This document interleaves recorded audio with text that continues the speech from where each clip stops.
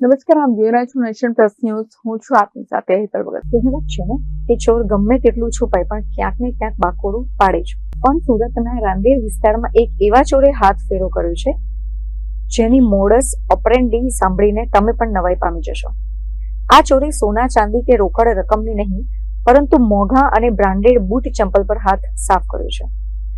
રાંદેરની નવયુગ college પાસે આવેલી જિલ્લા પંચાયત સોસાયટીમાં ગત 9મી તારીખે મોડી રાત્રે 2:30 વાગ્યાના સુમારે એક અજાણ્યો તસ્કર સોસાયટીની પાછળની વાડ કૂદીને અંદર દાખલ થયો હતો, જેના સીસીટીવી ફૂટેજ વાયરલ થયા છે.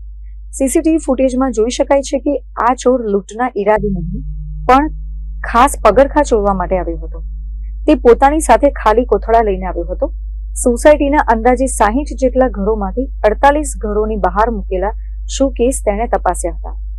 ચોરની પસંદગી પણ બહુ સિલેક્ટિવ હતી. તેણે માત્ર નવા અને મોંઘા બ્રાન્ડેડ બૂટ જ પસંદ કર્યા, જ્યારે જૂના પગરખા ત્યાં જ છોડી દીધા હતા. માત્ર 1 કલાકની મહેનતમાં તે 2 મોટા કોથળા ભરીને બૂટની ચોરી કરી રફુ ચક્કર થઈ ગયો હતો. સવારે જ્યારે રહીશો દૂધ લેવા માટે બહાર નીકળ્યા ત્યારે તેમને ઘટનાની જાણ થઈ હતી. ઘર આંગણેથી પગરખા ગાયબ જોઈને પહેલા તો બધા ચોંકી ગયા અને ડરી ગયા, પરંતુ સીસીટીવી ચેક કરતા આખી સત્ય હકીકત સામે આવી હતી.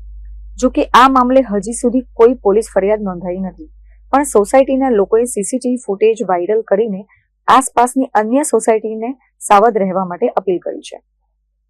Bureau report, nation plus news, Surat. સમાચારોનો સતત અપડેટ મેળવવા માટે અમારી નેશન પ્લસ ન્યૂઝની યુટ્યુબ ચેનલને સબસ્ક્રાઇબ કરો, બેલ આઇકન દબાવો અને જોડાયેલા રહો ફેસબુક, ઇન્સ્ટાગ્રામ અને ટ્વિટર પર.